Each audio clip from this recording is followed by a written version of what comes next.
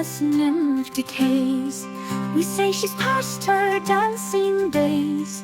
So poets lose their feet by time and can no longer dance in rhyme. Your annual bard had rather choose to celebrate your birth in prose. Yet merry folks who want by chance a pair to make a country dance call the old housekeeper and get her to fill a place for want of better. While Sheridan is off the hooks and friend Delaney at his books, that Stella may avoid disgrace. Once more the dean supplies their place. Beauty and wit, too sad a truth, have always been confined to youth.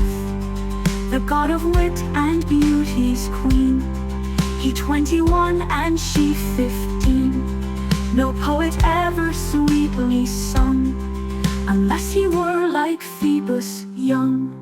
Nor ever nymph inspired to rhyme, unless like Venus in her prime. At 56, if this be true, am I a poet fit for you? Or at the age of 43, are you a subject fit for me? At you bright wit and radiant eyes, you must be grave and I be wise. A fate in vain we would oppose, but I'll be still your friend in prose.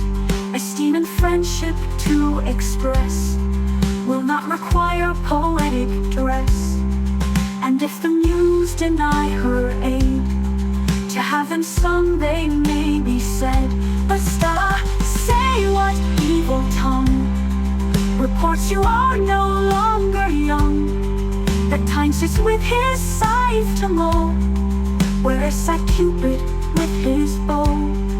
That half your locks are turned to gray, I ne'er believe a word they say. 'Tis true, but let it not be known, my eyes are somewhat dimish grown.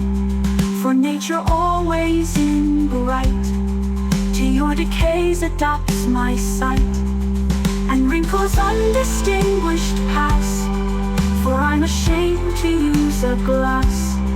Until I see them with these eyes, whoever says you have them lies. No length of time can make you quit honor and virtue, sense and wit. Thus you may still be young to me, while I can better hear than see.